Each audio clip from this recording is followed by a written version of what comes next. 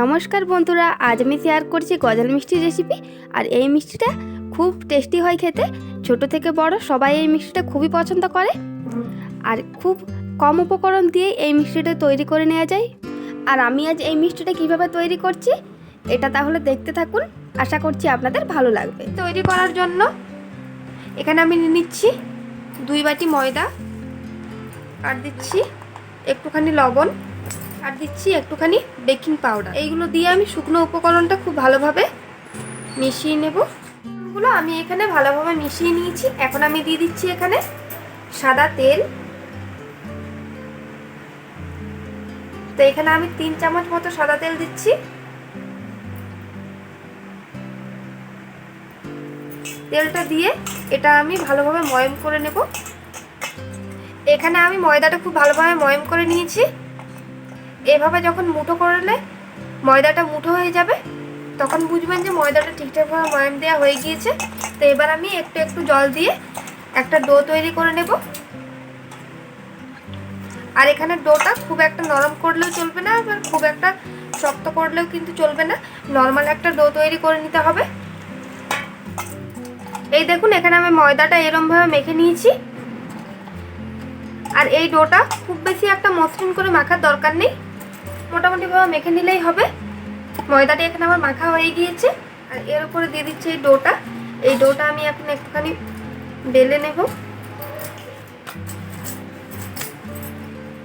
এই দেখুন, ডোটা আমি এরকমভাবে বেলে নিয়েছি। এখন একটা ছুরি দিয়ে এটাকে এভাবে কেটে নেব।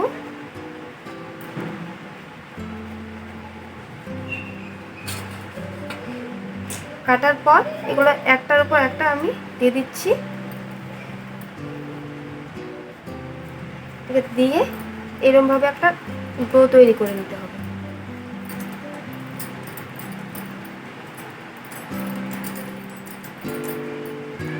এই দেখুন, এখন এটাকে আমি গোল করে নেব।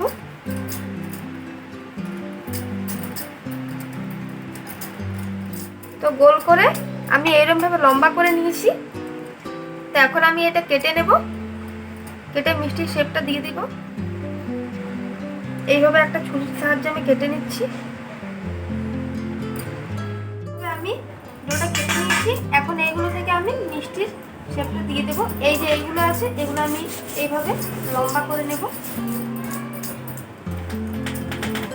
আর এখানে অসুবিধা হলে হাতে একটু তেল লাগিয়ে পরে এটা করে নিবে। এই দেখুন, এরকমভাবে আমি মিষ্টিগুলো তৈরি করে নেব। তো এখানে সব মিষ্টিগুলো আমি তৈরি করে নিয়েছি। এখন আমি মিষ্টিগুলো ভেজে নেব। মিষ্টিগুলো ভাজার জন্য আমি এখানে একটা কড়াই চাপিয়ে দিয়েছি। আর কড়াই দিয়ে দিয়েছি কিছুটা তেল। আর হালকা গরম থাকা অবস্থাতেই কিন্তু এখানে মিষ্টিগুলো দিতে হবে। এই দেখুন, এখানে হাত দিয়ে যাচ্ছে, সেরকম গরম আছে। এবার আমি মিষ্টিগুলো দিয়ে দিচ্ছি। আর মিষ্টিগুলো দেওয়ার পর কিন্তু কোনোভাবেই নাড়াচাড়া করা চলবে না। আর গ্যাসের আঁচটা বাড়ানোও চলবে না, হালকা আছে এগুলো হতে দিতে হবে। আর এই মিষ্টিগুলো দেওয়ার পর এইভাবে একটা কাপড় দিয়ে আমি কড়াইটা ধরে এইভাবে একটু ঘুরিয়ে নেব। তাহলে কি হবে, মিষ্টিগুলো খুব ভালোভাবে ভাজা হবে আর নিচে লেগে যাবে না।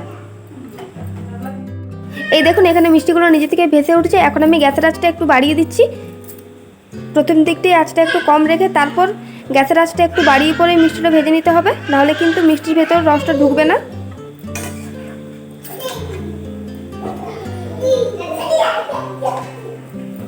এখন আমি গ্যাসের আঁচটা মিডিয়ামের থেকে একটু বেশিতে রেখে খুব ভালোভাবে মিষ্টিটা ভেজে নেব। এখানে মিষ্টিটা আমার ভাজা হয়ে গিয়েছে। এই দেখুন, এখন আমি মিষ্টিটা তুলে নেব। মিষ্টির জন্য এখন আমি শিরা তৈরি করব। তো যেই বাটিতে আমি ময়দা মেপেছি সেই বাটির মেপেই আমি 1 বাটি চিনি নিয়ে নিয়েছি। আর নিয়ে নিয়েছি 1 বাটি জল। আর এখানে একটুখানি ফ্লেভারের জন্য দিচ্ছি ওই গোটা এলাচ একটা ফাটিয়ে দিয়েছি। তারপর এখানে আমার শিরাটা ফুটে উঠেছে। এখন আমি দিয়ে দিচ্ছি মিষ্টিটা। আর মিষ্টিটা দিয়ে আমি কিছুক্ষণ এভাবে ফুল আছে নাড়াচাড়া করব। এখানে চিনির রসটা অনেকটাই শুকনো হয়ে এসছে, এই দেখুন। তো এখন আমি এই মিষ্টিগুলো নামিয়ে নেব। এগুলো হয়ে গেছে। আর মিষ্টিগুলো এখানে খুব ভালোভাবে ঠান্ডাও হয়ে গিয়েছে। আর দেখুন মিষ্টিগুলো কত সুন্দর হয়েছে।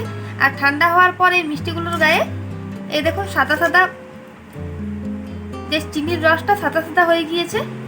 আর এই মিষ্টিগুলো দারুণ হয় খেতে। একটা আমি দেখাচ্ছি ভেঙে। এই দেখুন কতটা সুন্দর হয়েছে। তো আপনারা বাড়িতে এই মিষ্টিটা অবশ্যই একবার ট্রাই করে দেখবেন, খুবই ভালো লাগে খেতে এই মিষ্টিটা। আর এই রেসিপিটা আপনাদের কেমন লাগলো এটা আমায় কমেন্ট করে অবশ্যই জানাবেন। আর আমার এই ভিডিওটা যদি আপনাদের ভালো লেগে থাকে তাহলে আমার চ্যানেলটা সাবস্ক্রাইব করে আমার পাশে থাকবেন।